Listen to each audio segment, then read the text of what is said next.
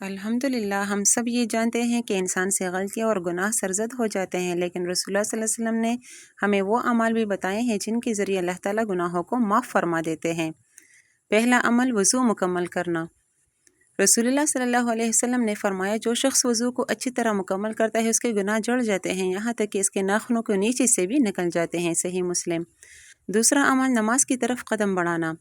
نبی کریم صلی اللہ علیہ وسلم نے فرمایا جب کوئی بندہ نماز کی طرف قدم بڑھاتا ہے تو ہر قدم پر اللہ تعالیٰ اس کا ایک گناہ مٹا دیتا ہے اور ایک درجہ بلند کرتا ہے۔ صحیح بخاری و مسلم۔ تیسرا عمل جماعت کے بعد نماز کے بعد بیٹھ کر ذکر کرنا۔ رسول اللہ صلی اللہ علیہ وسلم نے فرمایا جو شخص جماعت کے ساتھ نماز پڑھنے کے بعد ذکر الہی میں مشغول رہتا ہے اس کے سابقہ گناہ معاف کر دیے جاتے ہیں۔ سنن ترمذی۔ سبحان اللہ، یہ ہی وہ 3 اعمال جن کے ذریعے گناہ مٹ جاتے ہیں۔ آئیے آج ہی سے ہم وضو کو مکمل کرنے، نماز کی پابندی کرنے اور ذکر الہی میں مشغول ہونے کی عادت ڈالیں تاکہ اللہ تعالیٰ ہمارے گناہ معاف فرمائے اور ہمیں